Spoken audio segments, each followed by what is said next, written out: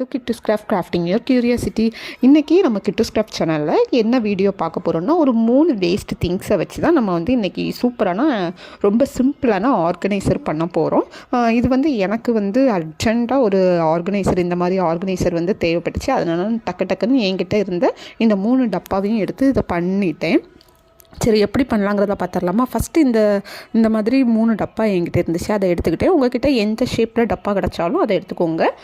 இந்த மாதிரி தான் பண்ணணும்லாம் இல்லை, உங்கள் க்ரியேட்டிவை பொறுத்து இருக்குது. ஃபஸ்ட்டு இந்த டப்பாவில் பார்த்தீங்கன்னா உள்ள ஸ்டிக்கர்ஸ் எல்லாம் எடுத்துகிட்டு நல்லா ரிமூவ் பண்ணிவிட்டு வாஷ் பண்ணி எடுத்துக்கோங்க. வேறு எதுலேயுமே ஸ்டிக்கர்ஸ் எதுவும் இல்லை, நல்லா அதை அப்படியே விட்டுருவோம்.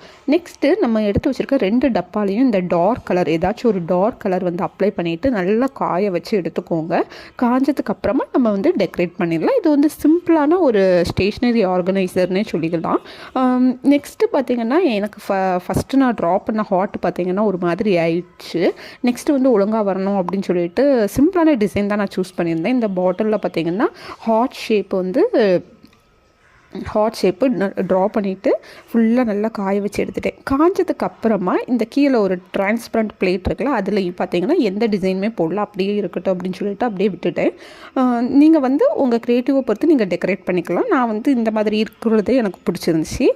நெக்ஸ்ட்டு ஃபெவிபாண்ட் அப்ளை பண்ணிவிட்டு அந்த பிளேட்டில் கொஞ்சம் நம்ம இதை ஒட்டி விட்டுறலாம். ஒட்டிட்டு இந்த குட்டி பாட் மாதிரி இருந்துச்சுல, அதில் வந்து கொஞ்சம் ஃப்ளவர்ஸும், இதில் வந்து கொஞ்சம் குட்டி குட்டி ஒல்லியாக இருக்கக்கூடிய பென் அதை வந்து நம்ம வந்து வச்சுக்கிட்டு என்னோடய டேபிளில் வந்து நான் வச்சுக்கிட்டேன்.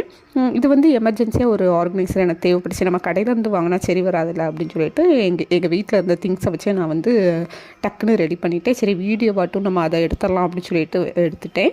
இந்த வீடியோ உங்களுக்கு பிடிச்சிருச்சா, இந்த கிராஃப்ட் உங்களுக்கு பிடிச்சிருந்துச்சுன்னா கண்டிப்பாக ஒரு லைக் போட்டுக்கோங்க. நம்ம குட்டி சேனலுக்கு சப்போர்ட் பண்ணுங்கள். இன்னும் நிறைய best out of waste videos எல்லாமே பார்க்கலாம். பை பாய்.